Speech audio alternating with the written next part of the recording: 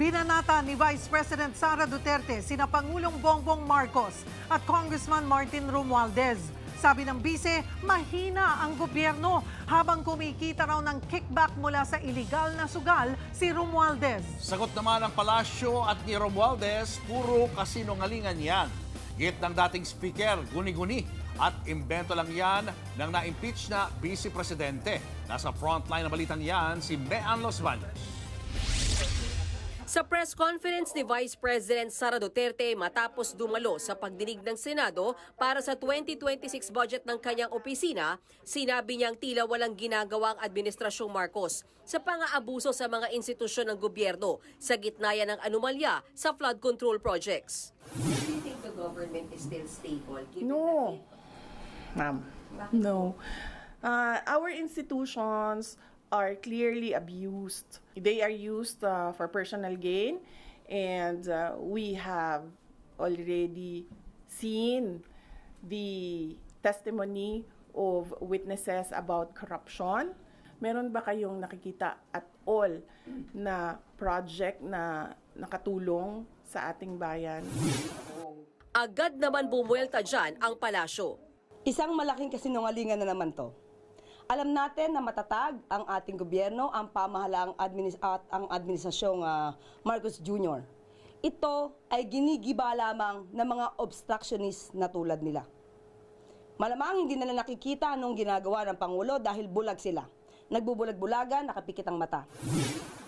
Dagdag pa ni VP Sara, hindi na nakakagulat pa na sangkot sa anomalya sa flood control projects ang pinsan ng Pangulo na si dating House Speaker Martin Romualdez. Hindi nga lang daw sa flood control projects ang pinagmumula ng umunoy kickbacks. Pati sa sa illegal gambling. Tumatanggap sila. So, si Martin Romualdez. So, hindi lang siya sa flood control. Pero marami pang iba pang mga sources ng corruption na dinideliver. Nang matanong kung sino ang source ni VP Sara sa mga nasabing impormasyon, tumanggi siyang magbigay ng pangalan. Pero galing daw ito sa loob ng opisina mismo ni Romualdez. Sa isang pahayag nanindigan si Romualdez na hindi totoo ang akusasyon ni VP Sara na tumatanggap siya ng pera mula sa iligal na sugal. Guni-guni at imbento lang daw ang kwento tungkol sa umano'y mali-maleta ng pera.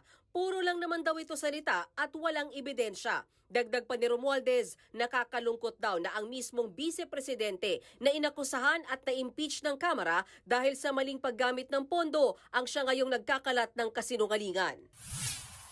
Tinanong din si VP Sara sa kung posible bang may kumpas din si Pangulong Bongbong Marcos sa mga anomalya sa flood control projects. Ito ang kanyang sagot. Yung budget natin, ang huling pumipirma dyan, ang Pangulo. Para siya maging batas, para yan ma-operationalize, para natin ma-implement yung batas na yan. Walang direktang sagot siya ng palasyo pero giniit nitong kumpas ng Pangulo ang dahilan kaya may investigasyon ngayon. Ang Pangulo mismo ang nagpasimula ng pag-iimbestiga na ito. Hindi tulad nung nakaraang administrasyon, anong nakita niyong pagbuyan niyan. Ang opinyon ng ang nais lamang ay manira ng gobyerno at siraan ng ating Pangulo. Wala tayong makikitang anumang magandang salita mula sa kanya. Nagbabalita mula sa Frontline, Mean Los Baños, News 5. Mga kapatid, Julius Babaw po. Para sa komprehensibo at makabuluhang balitaan at talakayan, mag-follow at mag-subscribe na sa social media pages ng News 5.